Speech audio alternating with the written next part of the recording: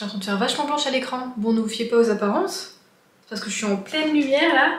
Profite avant que le soleil n'arrive de tourner cette vidéo. Bah sinon voilà. Bah écoutez, on se retrouve pour la vidéo des favoris du mois de juin. Bon, comme chaque année, hein, comme tout le temps passe trop vite, on s'en rend même pas compte, on est déjà fin juin. Oh Dieu, dans 2 mois, j'ai 30 ans. Enfin, voilà. Du coup, je suis là évidemment pour vous présenter tout ce que j'ai aimé en ce mois de juin, qui est passé terriblement vite. Je vais pas vous présenter de bouquin parce que, écoutez, à part un abandon, ou en pause, j'ai aimé toutes mes lectures. Donc, je vous plutôt amène à voir mon dernier vlog. Et du coup mon prochain vlog où du coup vous aurez un petit peu mes avis sur mes lectures du mois de juin, mais elles étaient très bonnes, donc écoutez, j'ai pas pu faire de choix, j'ai pas fait de choix, non. Du coup on va commencer avec des films et séries. Allez hein. Alors en ce mois de juin, je pense que c'est passé aussi terriblement vite parce que j'ai mis un petit peu la lecture de temps en temps de côté et j'ai pas mal regardé de séries et de films, donc mes soirées c'était un petit peu ça. Donc j'ai 5 à vous présenter. On commence avec les séries. J'ai commencé à regarder, enfin j'ai commencé juin en regardant Ma vie avec les Walter Boys. Genre c'est pas du tout le genre de série que je regarde, vraiment. Mais là après avoir vu des extraits sur Netflix, ça m'a bien donné envie. Alors ceux de Netflix sur Instagram, pas du tout, parce que c'était en mode le gars qui sort de la piscine et tout ça, moi ça me... J'ai pas aimé, en mode trop cliché quoi. Mais par contre j'ai vu du coup l'extrait vraiment sur Netflix et ça m'a donné envie. Donc on va suivre en fait tout simplement Jackie qui a vécu un drame, qui est une jeune adolescente de 16 ans qui vit à New York, qui a sa petite vie à New York, qui est très bien comme elle est, qui est quelqu'un de très intelligent et surtout elle veut aller à Princeton, je crois si je dis pas de bêtises. Et vous savez comment c'est aux États-Unis, hein, faut être bon dès la seconde, faire plein d'activités, avoir des bonnes notes, enfin vraiment c'est tout un truc de vie. Nous les activités ils s'en foutent ici, c'est que les notes, mais tu vois, est-ce que t'es investi ou pas dans la vie de l'école et tout ça. Bon, elle est à fond là-dedans. Vraiment, elle veut aller dans cette fac. Elle fera tout pour y arriver. Et voilà. Sauf que un jour, un drame survient dans sa vie. Et elle se retrouve en fait toute seule. Ce qui fait qu'elle va devoir débarquer dans le Colorado. Voilà. Elle va aller vivre en fait chez la meilleure amie de sa mère, mais qu'elle n'avait pas vue depuis plus de 10 ans au moins. Et cette dame a beaucoup d'enfants. C'est-à-dire qu'ils sont 10, voilà. Et il y a surtout beaucoup de garçons, il y a juste une petite fille qui a environ 8 ans, mais du coup, c'est que des mecs quoi. Voilà, que des mecs, que des ados, et genre Jackie elle arrive là-dedans, elle a vécu un drame, elle est pas bien, et ils sont pas forcément sympas avec elle, tout ça, mais va se passer des trucs, tout ça. Alors, on nous force un peu comme un triangle amoureux. J'ai envie de dire oui, mais non, pas tellement, parce que Jackie, bon finalement, elle... Au début elle se laisse pas faire, mais petit à petit elle va quand même vers un des deux garçons, et après l'autre elle est en mode tu vois bon je veux plus trop entendre parler de toi quoi. Mais j'ai aimé en fait, et comme je vous disais dans le précédent vlog, au début j'étais grave du coup team Alex, parce que ça se jouait du coup entre Alex et Cole, et Alex c'est le garçon que moi j'aurais aimé connaître quand j'étais adolescente quoi. C'est le gars hyper gentil, hyper mignon, un peu drôle, un peu geek aussi, un peu otaku, tu vois, il joue beaucoup aux jeux de société, il joue aux jeux vidéo, il fait du cheval aussi, on peut avoir de cowboy. Enfin franchement c'est le gars hyper sympa, tout ça, qui est pas forcément hyper populaire, mais les gens l'aiment bien quand même. Il fait son petit bonhomme de chemin, tu vois, dans la vie, et en même temps, enfin voilà quoi, il est cool, et il est trop bien avec ses petites taches de rousseur, tout ça, enfin moi j'adore. Vous savez quand j'étais adolescente, mais vraiment, genre au collège, j'aimais les garçons qui avaient un appareil dentaire. Je peux rien dire, ma soeur aussi, tu sais. Je sais pas si c'est un appareil dentaire ou pas. On avait un crush sur les garçons qui avaient un appareil dentaire, je ne sais pas pourquoi. Enfin bon, et là moi j'adore les taches de rousseur, voilà, je suis une tache de rousseur, j'en ai mais ça se voit pas parce que j'ai mon acné. Bon voilà. Et j'ai jamais été team Cole, mais à la fin t'es en mode hey, est-ce qu'on est pas bien toute seule meuf? Franchement, laisse-les tomber, ils se battent entre eux, testostérone et tout ça, pff, les mecs c'est naze. C'était à refaire. Donc, eh ben, écoutez, j'ai été prise dans cette série. Je vois que c'est 8 épisodes. Je les ai regardés en 2 jours. En 2 ou 3... Ouais, 2 jours, je crois. C'était trop bien. Et du coup, j'attends la saison 2 avec impatience.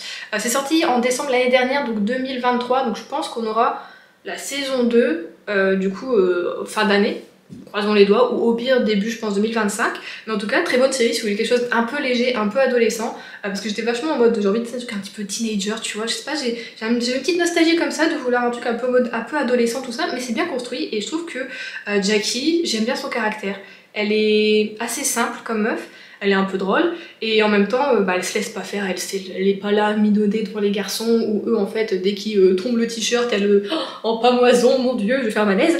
Donc j'ai aimé ce côté-là aussi, elle est pas du tout pick me par contre, tu vois, ce côté en mode ouais les autres meufs, mais pas moi, non pas du tout. Donc franchement, j'ai beaucoup aimé son personnage, je trouve que c'est elle porte vachement la série, et c'est plutôt cool, voilà.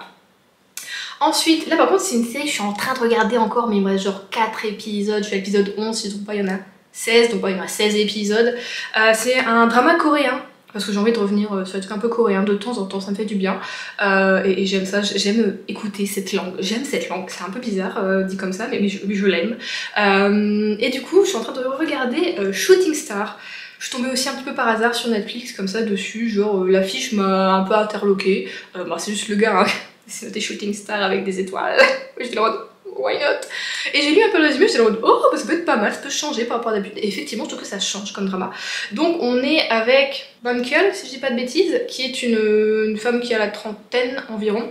Elle est responsable des relations publiques en fait dans une agence de célébrités, voilà, il s'occupe surtout beaucoup d'acteurs et d'actrices dans cette agence, et on va suivre un petit peu son quotidien, voilà, de meufs qui, mon dieu, croulent sous les scandales, parce qu'en fait elle doit un petit peu justement gérer les scandales des célébrités, s'ils font des erreurs, s'ils boivent, ils sont pris en train de picoler et qu'ils sont au volant de leur bagnole, s'il y en a qui ont des relations amoureuses avec des personnes, mais qui vont déjà vers une autre personne alors que publiquement ils n'avaient pas encore, tu vois, cassé avec l'autre, mais qu'on les voit en photo avec une autre et tout ça, donc faut gérer aussi les journalistes, les paparazzis, des trucs comme ça. Vraiment la meuf elle est sous l'eau.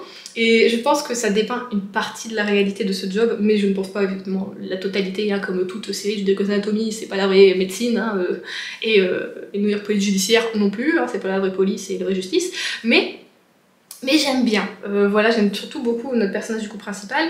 Et on a aussi du coup Tae-seok, si je dis pas de bêtises, j'ai pas vérifié les prénoms, je suis désolée, qui lui est du coup un acteur de cette agence, et en fait ils s'entendent pas. Lui il lui fait tout le temps des crasses, du coup elle aussi un petit peu, tu vois, mais tout en restant extrêmement professionnelle, et du coup c'est un peu le jeu du chien et du chat, tu vois, mais on va apprendre aussi qu'ils ont un passif tous les deux, et petit à petit on va gratter des petites choses, des petites histoires, des petits souvenirs, et c'est très mignon. Évidemment il y a une romance. Je trouve ça bien fait, et ce qui est bien c'est que autour d'eux gravitent d'autres personnes. On a justement une des meilleures amies du coup de Bunkel qui est journaliste. La deuxième elle est agent de justement célébrité, donc elle s'occupe de recruter ou alors s'occupe des célébrités au quotidien, tout ça. Et en même temps t'as aussi un autre agent qui est un peu le mentor, tout ça. Enfin franchement je trouve que c'est bien fait. On a assez égalité niveau personnage féminin, masculin, niveau histoire on a des petites histoires d'amour à côté. Enfin franchement c'est trop bien fait, et en plus on a le bassiste de CN Blue dedans qui joue l'avocat. Il joue Monsieur Do, mais je sais plus c'est quoi son nom. Oh mince. Donc voilà, franchement très bon drama. Pour le moment en tout cas, je suis au 11e épisode comme je vous dis, et je l'aime beaucoup, je suis vraiment dedans. Et genre même quand Adrien est là, je suis en mode j'ai envie de regarder ce soir, mais il est là, du coup je peux pas. Mais franchement j'adore, je pense que là de toute façon fin du mois je l'aurai fini, c'est pour ça que je le mets dans les favoris du mois de juin. Sinon au niveau film, j'ai regardé en début de mois, un peu aussi, de toute façon je regarde tout par hasard presque en fait je crois. Je suis tombée, toujours sur Netflix, sur cette affiche de film qui m'a un petit peu aussi intriguée, et quand j'ai vu le synopsis je me dis ça peut être pas mal. Un soir je savais pas quoi regarder, vraiment j'étais un peu perdue, je voulais un truc un peu chill, tout ça, j'étais pas forcément très bien, et je suis tombée là-dessus. Donc c'est donc La robe de Miss Harris, et c'était trop bien, j'ai adoré. J'ai ri, j'ai été émue, j'ai un peu pleuré, j'étais un petit peu énervée par le sort de Mrs. Harris, et c'était trop bien. On laisse passer le caractère. Du coup, on va suivre Miss Harris qui vit en Angleterre, à Londres, dans les années 50, et qui malheureusement va apprendre, bon après pas mal de temps après la fin de la Seconde Guerre mondiale, elle apprend officiellement que son mari est décédé du coup au combat, parce qu'on n'avait pas retrouvé le corps, rien du tout, donc pour elle c'était encore un petit peu soit énigme, c'est tout. Il est parti après la guerre, il a déserté, il est parti faire une autre vie, tout ça, ou bah il est mort, mais on n'a rien, là c'est officiel. Donc elle se retrouve vraiment veuve. Et elle fait aussi des ménages en fait chez les gens qui ont un peu d'argent, sauf que bon après la Seconde Guerre mondiale c'était un petit peu compliqué niveau thune, même pour les riches. Alors il lui faut bien comprendre, alors qu'elle est considérée évidemment comme pauvre, que des fois même ah bah, je vais pas pouvoir vous payer Miss Harris ce mois-ci, ça va être compliqué un petit peu, alors que elle, comment elle vit s'il te plaît? Comment tu veux qu'elle vive? Elle est là, elle travaille pour toi, elle fait les ménages, et toi tu veux pas la payer? Pardon, jusqu'au jour où elle découvre dans le dressing d'une de ces personnes qui a du mal à la payer, une magnifique robe Dior. Vraiment magnifique. Elle en tombe éperdument amoureuse, et là elle l'admire incroyablement. Et elle se dit, j'ai genre, je crois qu'elle a la quarantaine, cinquantaine entre deux, j'ai jamais eu aucun rêve, j'ai jamais réalisé aucun rêve. Là mon rêve c'est d'avoir une robe Dior. Et en fait elle va tout faire pour y arriver. Et elle va même aller du coup à Paris, se faire une robe, tout ça. Enfin, franchement, c'est trop bien. J'ai beaucoup aimé, en fait, on a cette dame qui est peut-être un petit peu seule, qui est quand même sa meilleure amie. Les moteurs, j'aime pas ça. Donc il y a sa meilleure amie qui est hyper rigolote, trop sympa et qui l'encourage en plus. Donc vraiment ce duo un petit peu amitié, je trouve ça trop bien, qui fait aussi des ménages du coup chez les gens.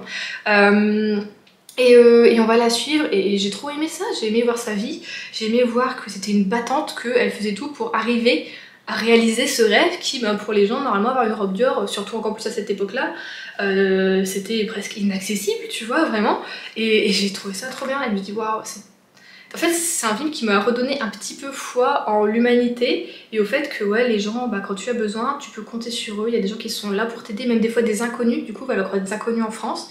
Ils vont être tellement sympas avec elle, tout ça. Enfin, vraiment, ce livre, enfin, je dis ce livre parce qu'il est adapté aussi d'un bouquin, mais ce film m'a redonné du baume au cœur. Et en plus, dedans, on a des acteurs du coup français connus. On a. Comment il s'appelle, Lambert?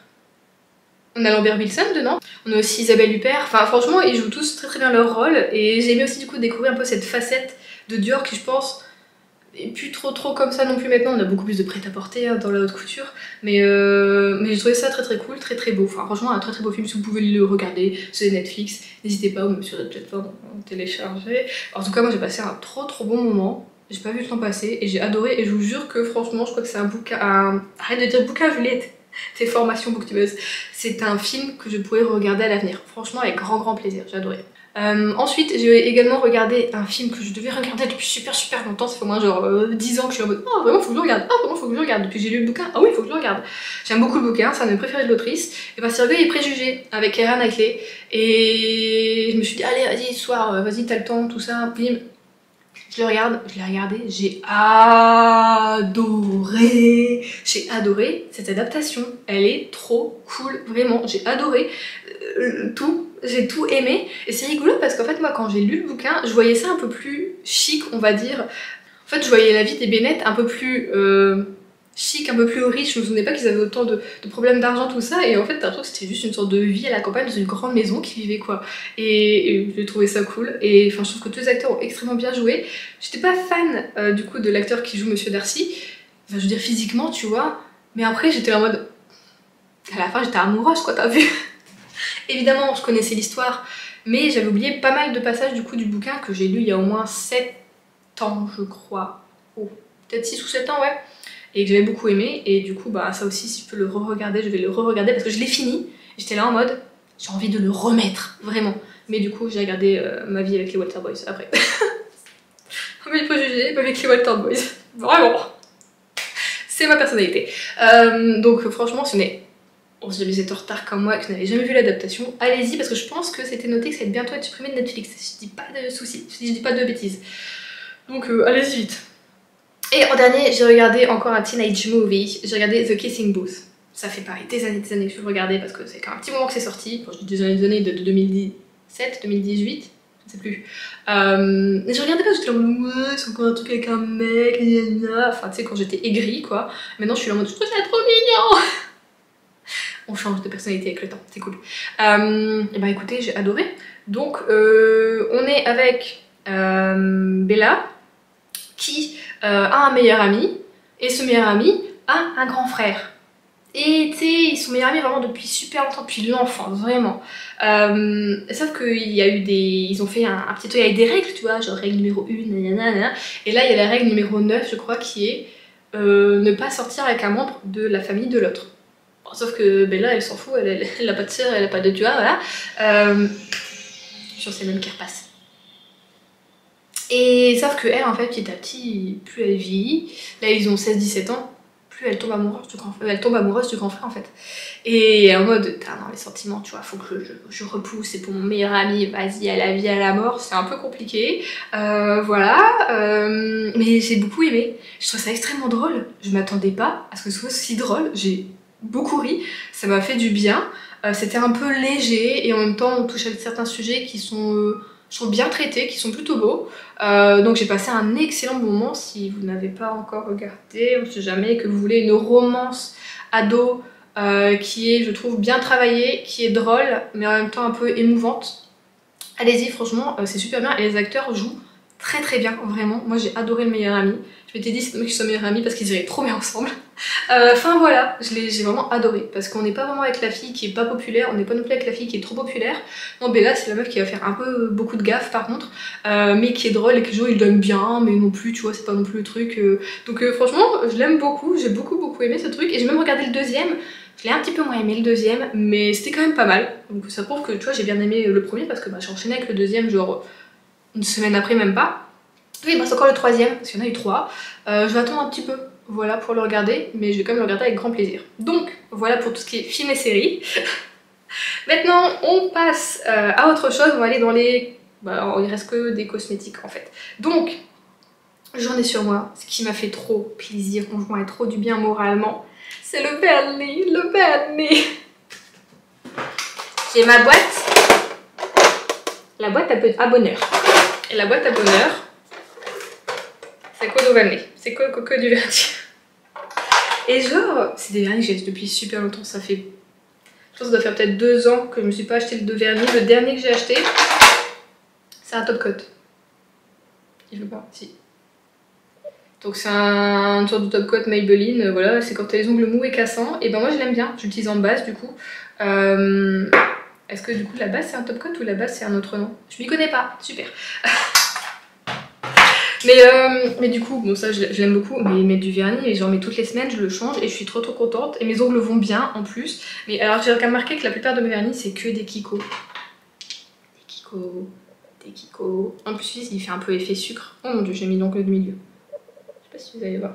Je lève ma tête. C'est un effet un peu granulé, sucre, tout ça. J'ai mis qu'une couche, hein. Je l'aime bien. Ah, celui-ci, je l'aime bien aussi, mais il tient pas tellement bien, mais je l'aime bien aussi.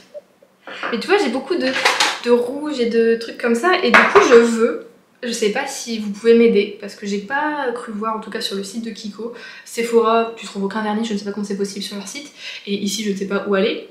Vous savez, un vernis à me recommander. Je veux un vernis vert, plutôt foncé, mais irisé. Pas pailleté, hein. Irisé. Pas pailleté. Est-ce que j'en ai un d'irisé? Genre un peu, tu vois, ça c'est irisé quoi.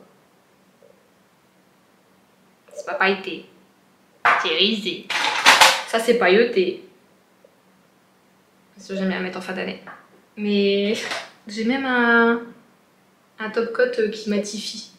Ah non, mais en fait, quand je travaillais sur l'île, genre Kiko, je crois que j'y allais une fois par mois et je m'achetais soit des petits rouges à lèvres, soit des vernis. Kiko.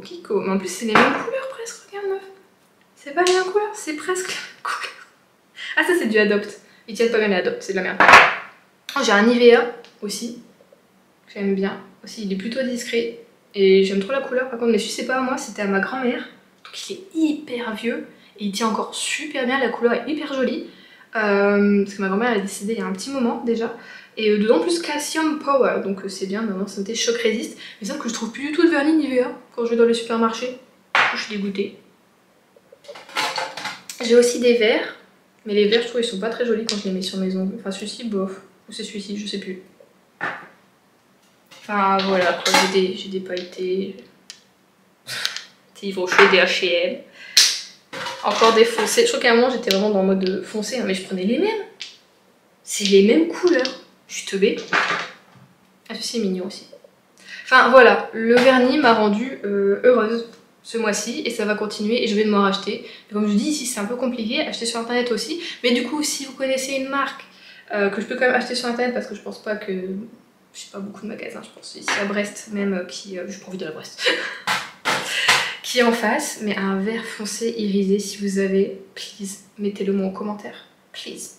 S'il vous plaît. S'il vous plaît. Je vous jure, Kiko, ça me manque. Hein. Putain, j'ai passé ma vie à Kiko. Voilà, ensuite, bon, comme vous savez, vous avez vu mon dernier vlog, peut-être, maybe, bah allez-y, on sait jamais. Bon, bah, vous avez vu ça, ça s'est amélioré. J'ai changé du coup de nettoyant visage parce que je pense que c'était ça qui me causait des soucis. Et donc, j'ai acheté le Jonzac.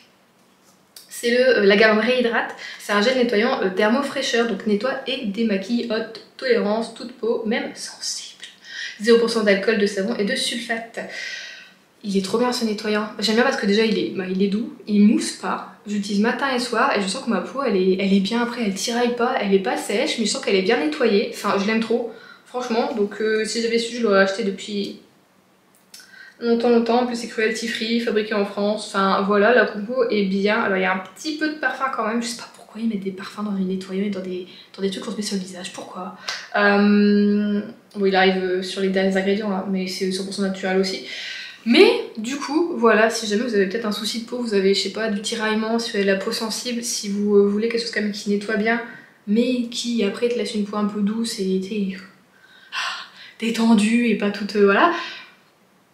Moi, il m'a sauvé un peu ma peau, j'ai envie de dire. Évidemment, je fais d'autres choses pour améliorer tout ça, mais franchement, il m'a grave aidé. Juste un nettoyant, ça peut tout changer finalement, c'est génial. Donc voilà, je l'aime beaucoup. Franchement, je pense que je le rachèterai.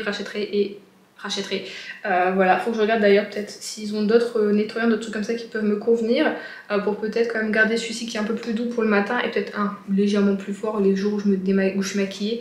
Mais même quand je suis maquillée, ça fonctionne bien. Après, je me démaquille pas avec, je me démaquille toujours à l'huile avant, mais il est super. Je l'aime trop, Jonzac, franchement, c'est une marque que j'aime beaucoup.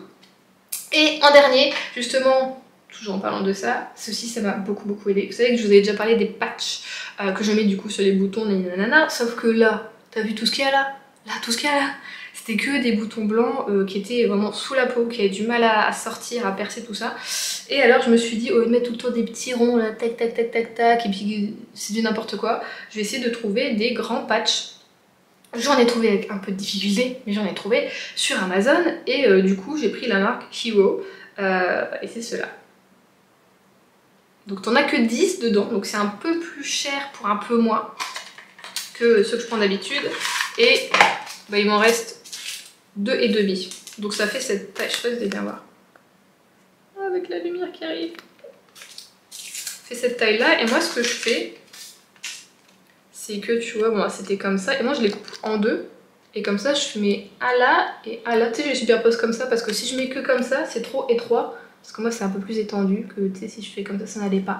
Du coup je mettais tac tac et alors qu'est-ce que ça m'a aidé à tout faire sortir. À un moment je me suis dit mais ça ne s'arrêtera jamais. J'en ai encore un petit peu mais là pour moi je vais laisser ma peau un peu se reposer parce que ça sèche un petit peu au-dessus. C'est un peu sec. Mais alors si vous avez des plaques comme moi de boutons où tu peux pas mettre juste des petits patchs ronds, ça c'est trop bien. Je mettrai le lien dans la description si vous voulez. On sait jamais et vraiment... meilleur achat de ce mois de juin, vraiment. Ça m'a un petit peu sauvé la face, vraiment. Donc, et même en plus, ça me l'a jamais fait, je crois pas, avec les autres patchs, je suis pas sûre.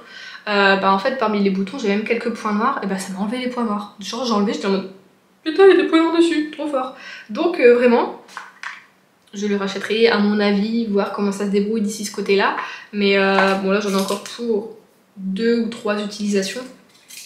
Mais voilà, on va s'en sortir, on met du niacinamide, on a le petit gel nettoyant tout doux, on va y arriver. Mais en tout cas, ça c'était trop bien.